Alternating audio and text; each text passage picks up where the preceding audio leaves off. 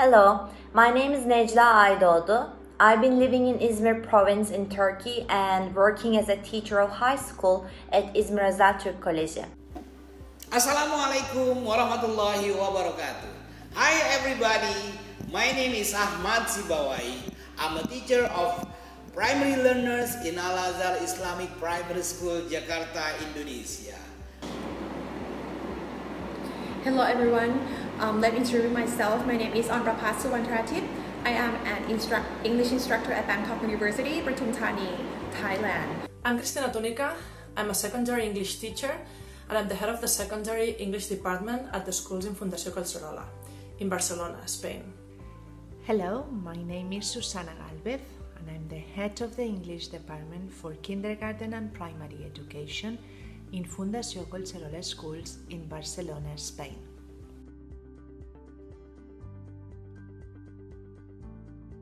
When I think about last term, the first words that come to my mind are stressful and new.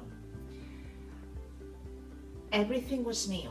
I had no idea how to do online teaching, and that was very stressful. So what I decided to do was to take as many webinars and courses as I could in order to have a big range of ideas and activities to do online.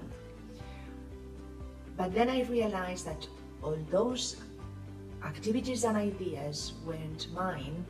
They were standard ideas and I couldn't see myself reflected in those activities and in those ideas. So what I had to do was to rethink, redo and redesign all those activities in order to make them mine, in order to let my students see me through those activities, and in order to keep online the way I teach in the classroom. And I did that for myself and for my students as well.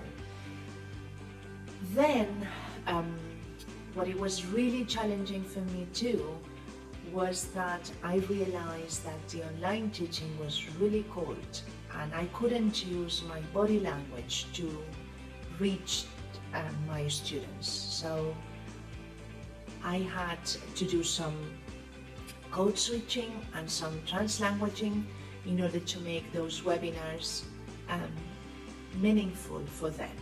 So I had to read a lot about those terms and I had to think when I was going to use the code switching or when I was going to use some translation, and that was really challenging for me and useful too. I think this recent lockdown experience has reminded us about the importance of thinking outside the box and of the key role that values and life skills play in our daily teaching practice.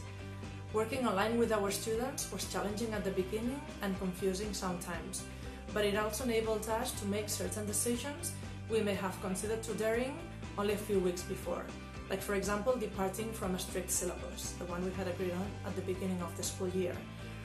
We could do that because clearly priorities had changed and our students' well-being came first, together with the realization that there was a need for us to help them understand the exceptional moment they were living. Since our students had their course books at home with them, we decided to take advantage of them, in the sense that usually course books offer a wide range of interesting topics we never have time to work on in depth or develop properly in class. And so we decided to focus on challenge activities and projects, which students did either individually or in groups, in order to learn about specific subjects in depth.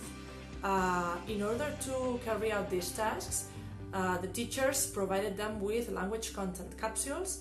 This is grammar and vocabulary. The students would need to tackle these tasks successfully, and thus the teachers could monitor the process and the development of the project while students were working in a more autonomous way.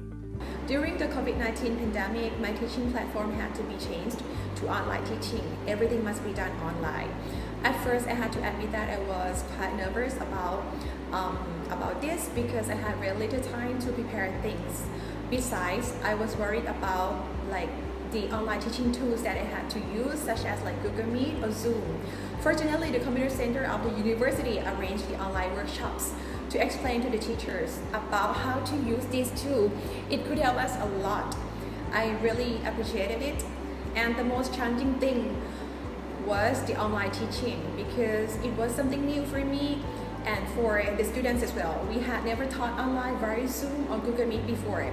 Even though we did have like online exercises, this time was totally different. Everyone had to work from home, so we didn't see each other. I felt like teachers and students had to learn simultaneously. Way before pandemic come, I used to teach students using some realia and some digital media. And in the end of units, I made a PowerPoint show and I converted it into video or MP4 as a rhythm of a lesson. This helped me when we were forced to do the online classes. And my students are familiar with the methods. There is no difficulties. I ask my students to do some activities and some practices at home, and their parents helps and guide them. When schools closed in response to the COVID-19 virus and we began online instruction, everyone in the school community needed to make adjustments. Working together, the school, teachers and families were ready to bring schooling into the homes. The main drawback for both teachers and students was we were not used to holding online lessons, so the first thing we did was taking conferences to understand how to use it and how to take the curriculum online. Overall, the transition to online learning has been much easier than expected thanks to the supports provided by our school administration and department heads. Additionally, we cannot underestimate the huge generosity shown by some publishers.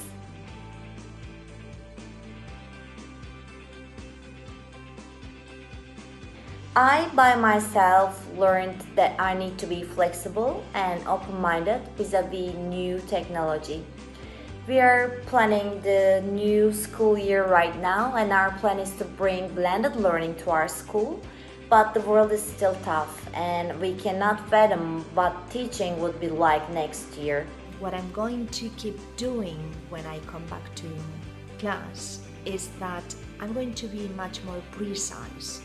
I'm going to plan the questions I want to throw to my students, and I'm going to think about very carefully what I'm going to do in my lessons, and it's not going to be keep going with the book unit, but thinking very carefully what I want to do from that unit with my students.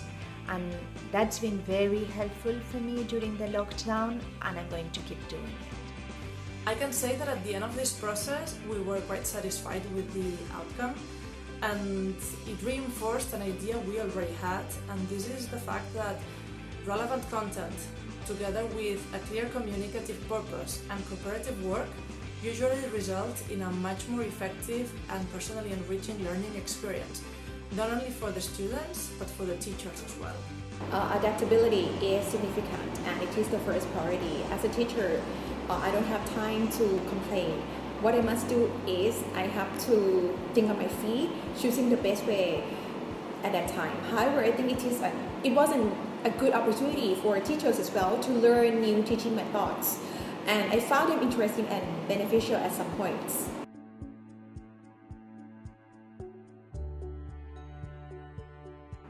Face-to-face teaching and remote provision offer different opportunities. At this point, workload can become an issue. However, if we wake up with a positive mindset and give each other grace, I believe we can overcome possible challenges. The best advice I can give you is just grow with the flow. It is an obligation for us to conduct the lesson or the learning process more effective and fun. Make the learning process easy.